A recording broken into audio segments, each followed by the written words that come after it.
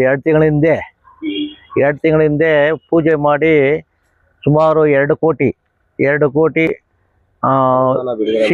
Cement ರಸ್ತೆ ಮತ್ತು ಡಾಂಬರೀಕರಣ ಅಂದರೆ ಟಾರ್ ಸುಮಾರು 2 ಮೋರಿ ಬರುತ್ತೆ. 2 ಮೋರಿ, ದೊಡ್ಡ ಮೋರಿ ಒಂದು, ಚಿಕ್ಕ ಮೋರಿ ಒಂದು, 2 ಮೋರಿನೂ ಸೇರಿಸಿ 2 ಕೋಟಿ ಅನುದಾನ ನಮ್ಮ ಶಾಸಕರು ಶರತ್ ಬಚ್ಚೇಗೌಡರು ನಮ್ಮ ಕುಂಬ್ಳಳ್ಳಿ ಗ್ರಾಮಕ್ಕೆ 2 ಕೋಟಿ ಅನುದಾನ ಬಿಡುಗಡೆ ಮಾಡಿದ್ದಾರೆ. ಮುಖ್ಯಮಂತ್ರಿಗಳ ವಿಶೇಷ ಅನುದಾನ.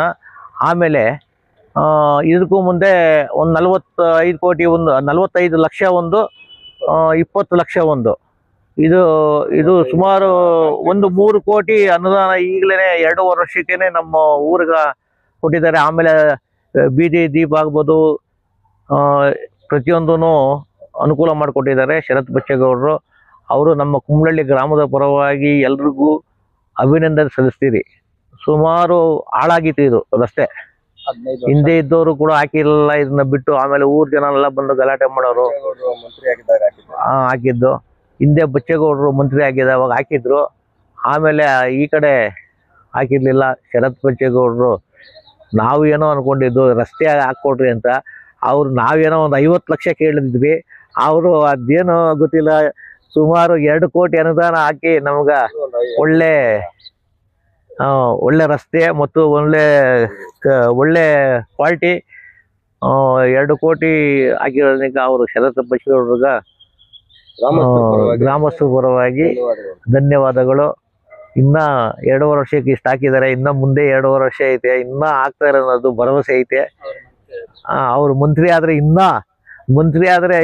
ಅದು ಹೇಳೋಕೆ ಆಗಲ್ಲ. ಅವ್ರು ಏನು ಈಗಲೇ ಹೊಸಕೋಟೆ ತಾಲೂಕು ಪೂರ್ತಿ ಒಂದು ಹಳ್ಳಿಗೆನೆ ನಾವು 3 ಕೋಟಿ ಹಾಕಿರೋವಾಗ ಇನ್ನು 300 ಹಳ್ಳಿ ಇರೋದು ಹೊಸಕೋಟೆ ತಾಲೂಕ. ಅವರು ಎಲ್ಲ ಕಡೆನೂ ಕೆಲಸ ನಡೀತಾ ಐತೆ. ಅವರು ಎಷ್ಟು ಅಭಿವೃದ್ಧಿ ಅವ್ರ ಅಭಿವೃದ್ಧಿನೇ ಅವರು ಒಂದು ಅಧಿಕಾರ. ಅದಕ್ಕೋಸ್ಕರ ಶರತ್ ಬಚ್ಚೇಗೌಡರು ತುಂಬ ಹೃದಯದಿಂದ ನಮ್ಮ ಕುಂಬ್ಳಳ್ಳಿ ಪರವಾಗಿ ಅಭಿನಂದನೆಗಳು ಸಲ್ಲಿಸ್ತಾ ಇದ್ದೀರಿ. ಅವರು ಒಂದ್ಸಾರಿ ಬಂದು ಊರಿನಲ್ಲಿ ಇನ್ನ ಕುಂಬ್ಳಳ್ಳಿ ಸೊಂದೇನಹಳ್ಳಿ ರಸ್ತೆಗೂ ಒಂದು 25 ಲಕ್ಷ 25 ಲಕ್ಷ ಹಾಕಿದಾರಲ್ಲ, ಸೊಂದೇನಹಳ್ಳಿ ಕುಂಬ್ಳಳ್ಳಿ ಮಣ್ಣು ರಸ್ತೆ 25 ಲಕ್ಷ, ಅದು ಪೂಜೆ ಇಟ್ಕೊಂಡಿದ್ದಾರೆ. ಅವ್ರು ಯಾವಾಗ ಒಂದು ಡೇಟ್ ಹೇಳ್ತಾರೆ ಅದು ಸೇರಿಸಿದ್ರೆ 3 ಕೋಟಿ 25 ಲಕ್ಷ ಆಗ್ತದೆ. ಅದೊಂದು 1.5 ಕೋಟಿ ನರೇಗಾದಲ್ಲಿ ಆಗಿದೆ. ಆ ನರೇಗಾದಲ್ಲಿ ಆಗ್ಬೇಕಾದ್ರೆ ನಮ್ಮ ಶರತ್ ಬಚ್ಚೇಗೌಡರೇ ಕಾರಣ. ಯಾಕಂದ್ರೆ ಅವರು ಹಿಂದೆ ಬಿದ್ದಾವಾಗ ಅವ್ರಿಗೆ ಆಫೀಸರ್ಗಳನ್ನ ಕರೆದು, ಅದಕ್ಕೆ ಸಂಬಂಧಪಟ್ಟ ಅಧಿಕಾರಿಗಳನ್ನ ಕರೆದು, ಈ ಥರ ಒಂದು ರಸ್ತೆ ಆಗ್ಬೋದು, ಚರಂಡಿಗಳಾಗಿರ್ಬೋದು, ಉತ್ತಮವಾಗಿ ಚರಂಡಿಗಳು ಆಗಿದೆ.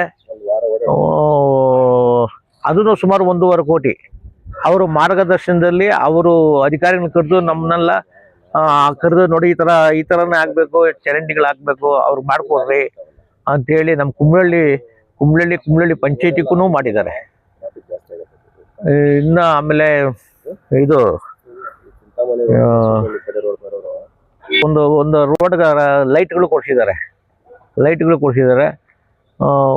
ಅಂದರೆ ಶರತ್ ಬಚ್ಚೇಗೌಡರು ಬಂದವಾಗ ಒಂದು ನೀರಾಗಲಿ, ಒಂದು ರಸ್ತೆ ಆಗಲಿ, ಒಂದು ಚರಂಡಿ ಆಗಲಿ ಎಲ್ಲ ಅನುಕೂಲ ಮಾಡಿಕೊಡ್ತಾರೆ. ಇನ್ನು ಮುಂದೆನೂ ಮಾಡ್ತಾರೆ. ಅವರು ಮಂತ್ರಿ ಆಗ್ಬೇಕಂತ ಹೇಳ್ಬಿಟ್ಟು ನಮ್ಗೆ ಎಲ್ಲ ಕೋರಿಕೆ ಹಾಗೆ ಆಗ್ತಾರೆ. ಆಮೇಲೆ ಇವತ್ತು ಒಂದು ವಿಧಾನಸಭೆಯಲ್ಲಿ ದನಿ ಎತ್ತಿ ಮಾತಾಡಬೇಕಾದ್ರೆ ಅವರು ಎಲ್ಲ ಆ ಸದನದಲ್ಲಿ 224 ಜನ ಅವರು ಮಾತಾಡ್ತಾ ಇದ್ರೆ ಆಲಿಸ್ತಾರೆ. ಆ ಥರ ನಮ್ಮ ತಾಲೂಕು ಅದೃಷ್ಟ ಸಿಕ್ಕಿರೋದು.